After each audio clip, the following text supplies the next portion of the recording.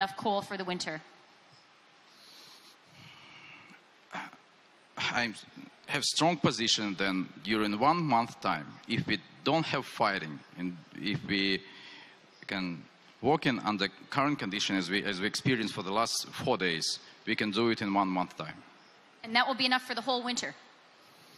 Yeah, we start sending coal is the most important thing. We'll restart production of this coal and start sending to power stations. And it will be enough to continue as it was last year. Okay, well, you've even made us a little bit optimistic. I'm surprised and happy. Okay, last word before we get into a bigger discussion. I'd like to hear from Carlos Pascual.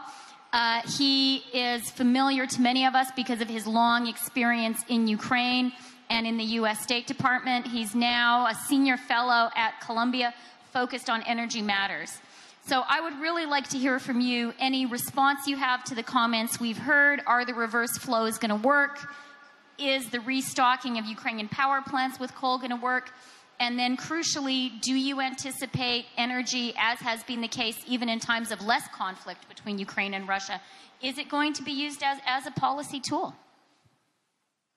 Thank you. It's a pleasure to be here, even though being here at this particular time, being in Kiev, is obviously a very painful moment for so many people here. I think the first thing is that we just need to define the problems. There are two different issues here. One is the problem of gas, and gas is used principally in industry and municipal heating. That was the problem everybody was focused on until the war in the Donbas region. That created the second problem. Because you couldn't get coal out, it started to create a problem with electricity, which Gennady has outlined. So we have to separate those two issues. Okay, the second point. I think you have to separate the long game and the short game, because if you don't know where you're going to the long term and what the prospects are and what the environment is for the long term, you don't know how to play the short term. So from the long-term perspective, here's what we have to recognize. Today, Russia has 220 billion cubic meters worth of pipeline capacity built to Europe. It exports today 160 billion cubic meters within those pipelines.